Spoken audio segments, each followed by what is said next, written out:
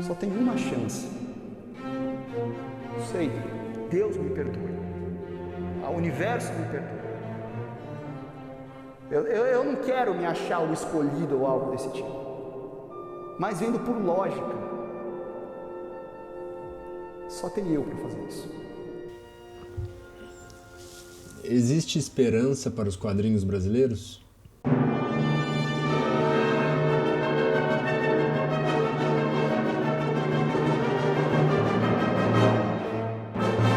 O Narrativando, que é um canal no YouTube com muito mais inscritos que o meu, lançou no Twitter, que é o lugar mais saudável da internet, a seguinte questão: por que você acha que brasileiros tendem a não ler obras nacionais, mesmo quando elas têm uma arte ou história boa? Existe algo que te afasta? E o que precisaria ter para você dar uma chance e eventualmente apoiar o autor? E as respostas que chegaram são as coisas mais aterrorizantes que a cena BR de quadrinhos já viu em toda a sua carreira profissional, assim. As explicações que o pessoal trouxe se concentram em alguns argumentos comuns, como por exemplo, eu odeio meu país e tudo que ele faz, que foi um argumento pouco comum, mas definitivamente o mais engraçado de todos. E aí tinham uns mais reveladores e coerentes, tipo, nem sabia que existia HQ feita no Brasil, já vi, mas não tenho o menor interesse, falta incentivo para aumentar a produção, a qualidade é uma merda, ou um argumento recorrente que eu achei interessantíssimo, que é a demora entre a publicação de um capítulo e outro, e o fato de que muitas vezes esses projetos são abandonados, deixando os leitores sem um final satisfatório. Como autor de uma série de mangá que publica um livro de 200 páginas por ano, eu me senti ofendido por essa. O argumento de que a qualidade dos quadrinhos daqui é ruim, eu simplesmente passei reto. Essas pessoas realmente estavam por fora do que está rolando. Mas muitas pessoas apontaram para o marketing como o culpado pela falta de público lendo quadrinhos nacionais. Se você não quiser ficar para ver o resto do vídeo, eu já te adianto que essa é a minha opinião. Mas lendo o que as pessoas argumentaram para justificar que o problema é o marketing, eu vi um monte de gente que não fazia ideia do que estava falando. A resposta estava certa se a pergunta fosse assim, uma múltipla escolha, mas na dissertativa a galera estava se afundando. Então esse vídeo é para falar sobre isso. Qual que é a da viabilidade do quadrinho nacional e como que a gente leva isso até os leitores que aparentemente não estão lendo nada do que a gente faz. Então por onde que a gente começa? Vamos começar pela pergunta. Desde que esse tweet foi publicado, eu já vi gente contestando que a pergunta sequer é válida, porque, a tiragem de quadrinhos nacionais é enorme, tem várias campanhas de financiamento coletivo de sucesso, então como assim o brasileiro não lê quadrinho nacional? E nessa eu tive que ler coisa tipo, tá, mas e a Turma da Mônica? A Turma da Mônica, ela simplesmente não conta. É muito simples, tem algum outro personagem de quadrinho nacional pintado em muro de escola e estampando embalagem de fralda? Não? Ok, então a Turma da Mônica não faz parte do debate, né? Seguimos. Sobre a questão do grande público de quadrinhos no Brasil ler ou não ler quadrinhos nacionais, é só a gente ver quantas pessoas vivem da profissão de quadrinista. Eu do fundo do meu coração não vou falar não sei, eu não tenho certeza de nenhum, mas eu acho que nenhum. Se o brasileiro lesse os quadrinhos daqui, quadrinista atuando no mercado brasileiro seria uma profissão viável. E não é. Então, se o público que consome quadrinhos no Brasil não consome os quadrinhos do Brasil, como é que a gente corrige esse problema?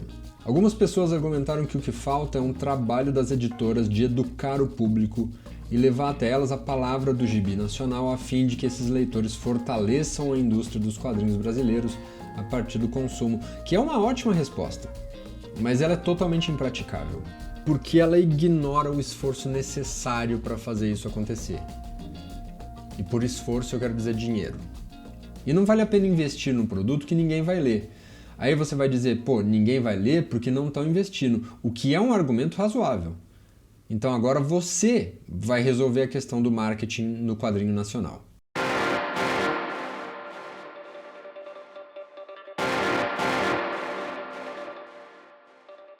Você agora é dono de uma editora. Você tem 10 mil reais para gastar numa campanha de marketing. Você precisa escolher em qual produto você vai investir esse dinheiro. Qual produto você vai anunciar? Você prefere investir esse dinheiro no mangá que o Raoni fez sobre samurais jogando tênis ou na reimpressão de Haikyuu?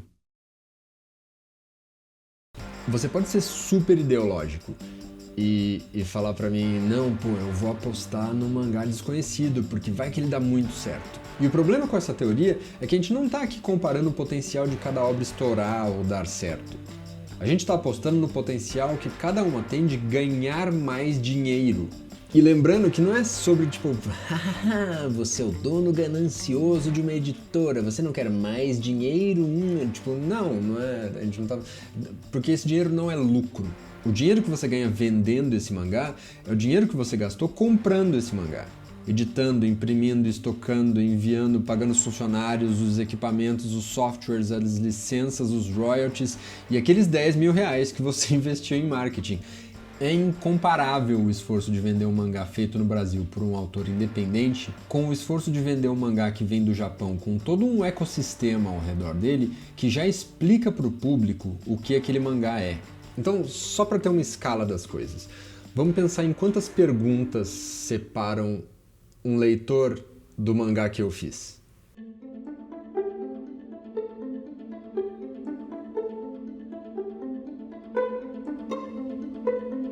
Isso existe? O que é? É interessante? A qualidade é boa? Quem mais leu? Eles gostaram? Será que eu vou gostar? Eu quero isso? Tá disponível onde eu moro? E eu posso comprar? Se eu tentar vender Haikyuu para essa pessoa, quase todas essas perguntas já foram respondidas. A pessoa já sabe o que é, os amigos não param de falar desse negócio, ele quer muito ler. O que sobra é saber se tem para comprar na cidade dele ou se dá para entregar e se ele tem o dinheiro. Mas se eu, o autor brasileiro Raoni Marx, tento vender para ele o mangá que eu fiz, tem grandes chances dessa pessoa achar que o mangá só é mangá se for feito no Japão. Então, lá na primeira pergunta, ele já saiu desse funil. Isso existe? Não.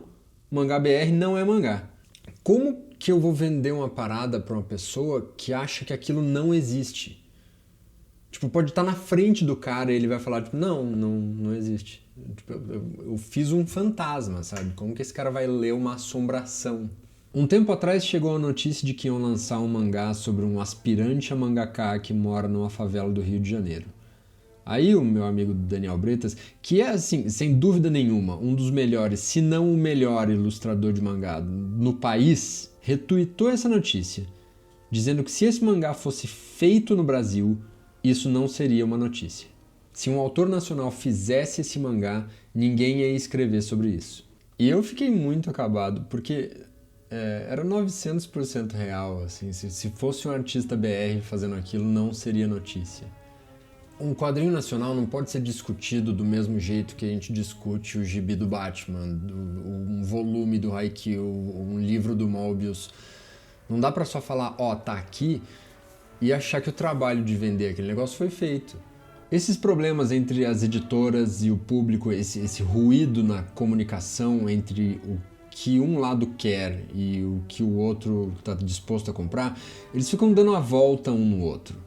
Tipo, não vale investir em marketing porque não vende, mas não vende porque ninguém investe em marketing. Tem essa sensação de que do outro lado do muro, esse negócio de HQ-BR vai dar muito certo, mas tá um esperando o outro subir primeiro para puxar todo mundo. Ninguém tem tempo para vender e emplacar essa ideia de que os quadrinhos nacionais são comercialmente interessantes, porque dedicar tempo e energia nessa missão é assumir um risco. É basicamente perder dinheiro com a esperança de que um dia isso vai valer a pena. Só que quando valer a pena, vai valer a pena para todo mundo, não só para quem se esforçou. Por exemplo, se a JBC e a Conrad não publicam um mangá no Brasil lá em 2001, o Pipoca e Nanquim nunca ia publicar os mangás que eles publicaram aqui. Porque se eles precisassem explicar que esse negócio em preto e branco não é um livro de colorir e que você tem que começar a ler do lado errado, a decisão de publicar mangá no Brasil começa a ficar muito mais complicada. 20 anos depois, eles não precisam explicar para ninguém o que é um mangá ou de que lado você começa. Então eles podem só chegar com um título aqui e pronto. O público já sabe o que é aquilo, como funciona, de onde veio e para onde vai. Todo mundo está surfando na onda um do outro. Mas toda vez que a gente tem alguma grande mudança a respeito do que é comercialmente viável, alguém tem que ir na frente e puxar esse bonde, assumindo o risco por todos os outros. Se a gente quer que esse negócio de quadrinho brasileiro deixe de ser só um hobby, sabe? Se a gente quer que o nosso mercado interno consuma o nosso produto interno, se a gente quer que essas pessoas tenham uma carreira e formem uma indústria, a gente primeiro precisa encarar o quanto a gente tem e aí pensar no quanto a gente ainda consegue fazer. E aí todo mundo pula o muro.